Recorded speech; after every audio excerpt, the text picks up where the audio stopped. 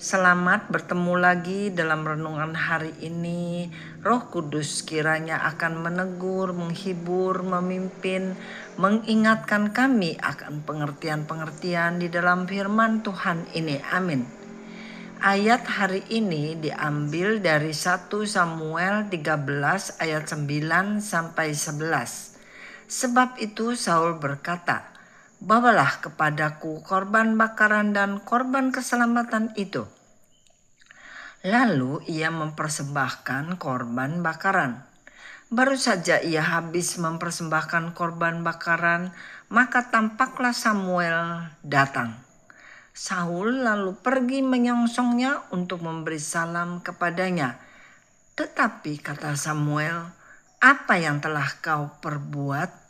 Jawab Saul, "Karena aku melihat rakyat itu berserak-serak meninggalkan aku, dan engkau tidak datang pada waktu yang telah ditentukan, padahal orang Filistin telah berkumpul di Mikmas." Saudara-saudara, Nabi Samuel telah berpesan kepada Saul untuk menunggu kedatangannya, sehingga dialah yang akan melakukan korban keselamatan, korban bakaran untuk Tuhan. Tetapi pada saatnya, karena takut kepada rakyat yang akan meninggalkan dia, maka dia tidak mengindahkan permintaan Nabi Samuel, yang berarti tidak mengindahkan peraturan Tuhan. Raja Saul mempersembahkan korban bakaran sendiri.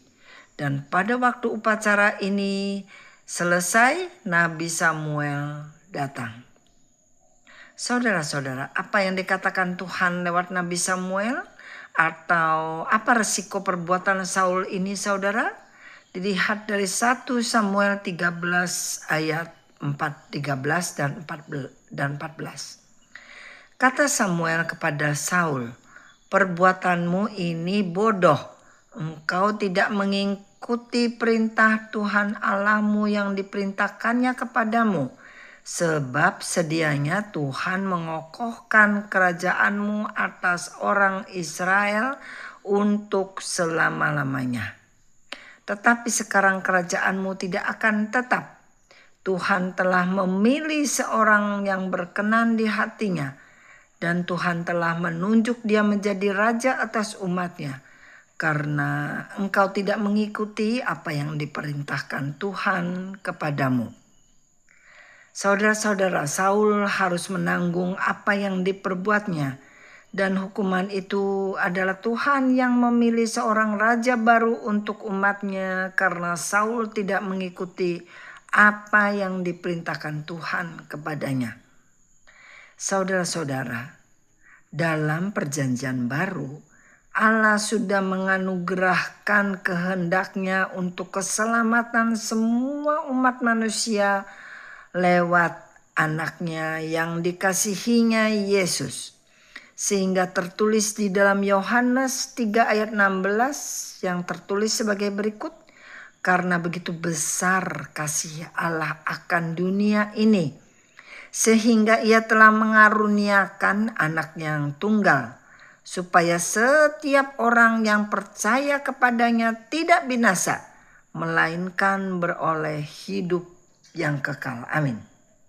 Kita adalah umat manusia yang sangat tergoda untuk melakukan dosa, kesalahan, pelanggaran, dan juga kutuk-kutuk, baik dari orang lain, dari sesama believer, dari nenek moyang, dan sebagainya.